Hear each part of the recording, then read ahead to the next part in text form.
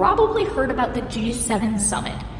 You know, the group of world leaders that meet every year to discuss big issues and pose for an obligatory photo op. But what about the G8 and G20? Is there a difference, and do they really matter? In short, yes.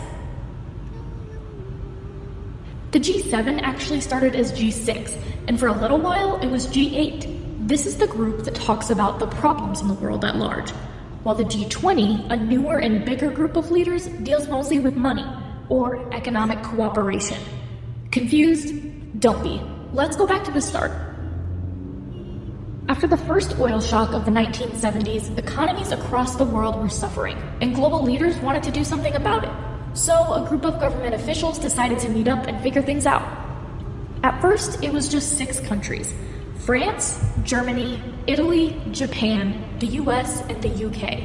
The next year, Canada joined and G7 was formed.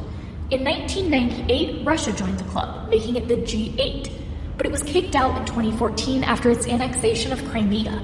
So now we're back to G7. The countries in attendance typically discuss broad issues like climate change, jobs of the future, and women's empowerment.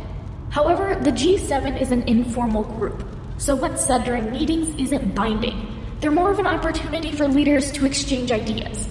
But there are some other notable global powers missing from the G7 table, like China and India, which has led some to say the group isn't representative of the world powers at large.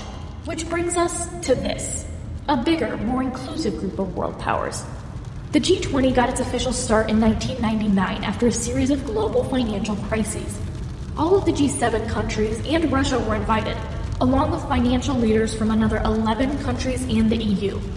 As of 2018, G20's members represent 85% of global economic output, but some critics still see it as unrepresentative of the world's population.